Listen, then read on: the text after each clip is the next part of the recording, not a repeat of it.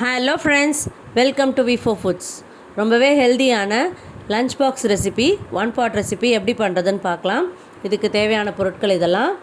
இப்போ நம்ம ஹோல் மசாலா எல்லாத்தையும் போட்டுட்டு வெங்காயம் பச்சை மிளகாயெல்லாம் போட்டு நன்னா வதக்கிக்கலாம். கூடவே கொஞ்சமாக புதினா இலை.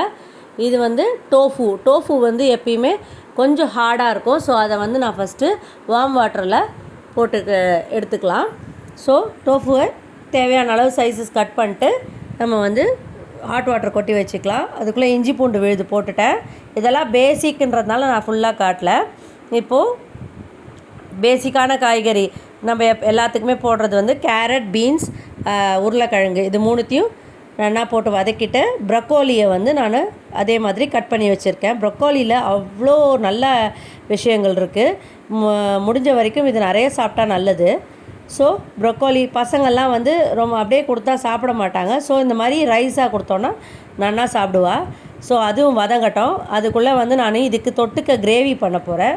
இது நான் புலாவ் மாதிரி பண்ணுறதுனால இதுக்கு வெங்காயம், தக்காளி, பச்சை மிளகா எல்லாத்தையும் போட்டு ஒரு கிரேவி பண்ண போகிறேன். கூட காஞ்ச மிளகா ஒரு 4, கொஞ்சோண்டு மஞ்சப்பொடி போட்டு நல்லா வதக்கிக்கலாம். அதுக்குள்ளே இந்த ப்ரக்கோலி, இந்த காயெல்லாம் ஓரளவுக்கு வெந்துடுத்து. இப்போ நம்ம இந்த டோஃபுவும் போட்டுடலாம். நான் கொஞ்சம் பெருசாக போட்டிருக்கேன். நீங்கள் வேணால் இன்னும் கொஞ்சம் சின்னதாக கூட கட் பண்ணிக்கலாம். பாருங்கள், நல்லா வதக்கிட்டு நான் வெறும் பெப்பர் பவுட்ரு மட்டும் போடுறேன் காரத்துக்கு. அதுக்கப்புறம் கரம் மசாலா பொடி எல்லாத்தையும் போட்டு நல்லா ஒரு வதக்கிடலாம்.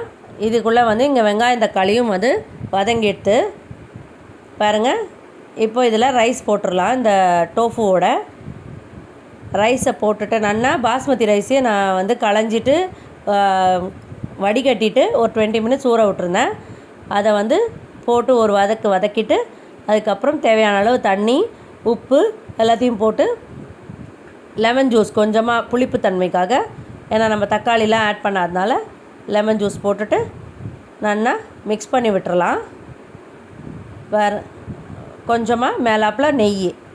அதுக்குள்ளே நான் இந்த வெங்காய தக்காளியை கிரேவியாக அரைச்சின்ட்டேன்.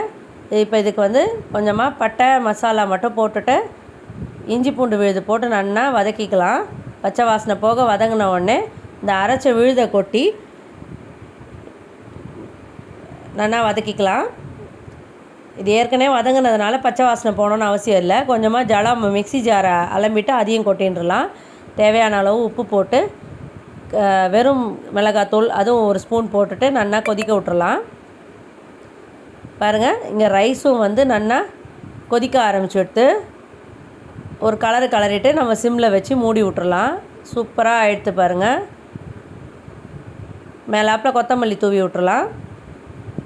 பாருங்கள், இந்த நம்ம கிரேவி கொஞ்சம் திக்கனாக ஆரம்பிச்சுட்டு இப்போ இதில் நான் ஹெல்த்தியாக இருக்கணுன்றதுக்காக பச்சை பயிறு முளை கட்டினது இருக்குது, அதை போட்டுக்கிறேன். இதை வேகலாம் வைக்கணும்னு அவசியம் கிடையாது. ஸோ பச்சை பயிரை போட்டுட்டு ஒரு 2 மினிட்ஸ் கொச்சா போகிறோம். அதுக்குள்ளே நான் பன்னீரும் கட் பண்ணி வச்சுக்கிறேன் அந்த கிரேவியில் போடுறதுக்கு. குழந்தைங்களுக்கு ரொம்ப பிடிக்குங்க. இது பன்னீர், டோஃபு எல்லாம் போட்டு பண்ணுறதுனால நல்லா இருக்கும், ஹெல்த்தியாக இருக்கும். பாருங்கள், பச்சை பயிறு போட்டு ஒரு 5 மினிட்ஸ் ஆனவுடனே இந்த பன்னீரையும் நம்ம போட்டு விட்றலாம். வெறும் பன்னீர் பட்டர் மசாலா பண்ணுறதுக்கு பதிலாக இந்த மாதிரி அதில் ஏதாவது சுண்டல் வகை சேர்த்தோன்னா குழந்தைங்களுக்கு உள்ளே இறங்கும், ரொம்பவே ஹெல்த்தியாகவும் இருக்கும். மேலாப்பில் கொத்தமல்லி தூவி இறக்கிடலாம். அதே மாதிரி கரம் மசாலா பொடி கொஞ்சோண்டு, லெமன் ஜூஸ் கொஞ்சமாக பொழிஞ்சிடலாம். ரொம்பவே சிம்பிளாக இருக்குங்க, ஆனால் ஹெல்த்தியாக இருக்கும். நம்ம காரத்தால் குழந்தைங்களுக்கு லஞ்ச் பாக்ஸ் ரெசிபிக்கு எல்லா காயெல்லாம் கட் பண்ணி ரெடி பண்ணி வச்சுட்டோன்னா இதெல்லாம் சிம்பிளாக பண்ணிடலாம். பாருங்கள், நல்லா கொச்சிட்டு இப்போ நான் மேலாப்பில் கொஞ்சமாக வெண்ணெய் போட்டுன்றேன். எப்பயுமே வெண்ணெய், நெய், சீஸ் எல்லாமே அளவாக எடுத்துட்டா அதெல்லாம் ஹெல்தி தான். ஸோ இதுவும் முடிஞ்செடுத்து அதே மாதிரி ரைஸும் நல்லா சுட சுட ரெடி ஆகிடுது. பாருங்கள், இந்த புலாவ் ரொம்பவே டேஸ்ட்டாக இருக்கும். ரொம்ப மசாலாலாம் இல்லை, பட் ஸ்டில் நல்லா இருக்கும். இந்த மெனு உங்களுக்கு பிடிச்சிருக்குன்னு நினைக்கிறேன். பாருங்கள், எவ்வளோ உதிராக வந்திருக்கு பாருங்கள். நான் குக்கர்லலாம் வைக்க மாட்டேங்க. அதே மாதிரி கிரேவியும் நல்லா திக்கன் ஆகிடுது. டைம் ஆக திக்காகிடும். தொட்டுக்க காரா பூந்தி, அதே மாதிரி மசாலா கடலை, ஜிலேபி வித் ரப்டி. இது நல்ல காம்பினேஷனுங்க, ரொம்பவே டேஸ்ட்டாக இருக்கும். கொஞ்சமாக சாப்பிட்டாலும் டேஸ்டியாக சாப்பிட்டா ரொம்ப நல்லது. தேங்க்ஸ் ஃபார் வாட்சிங் this video and keep supporting V4 foods. மறக்காமல் சப்ஸ்கிரைப் பண்ணிவிட்டு பாருங்கள். தேங்க்யூ. ஹெல்த்தியாக சாப்பிடுங்க.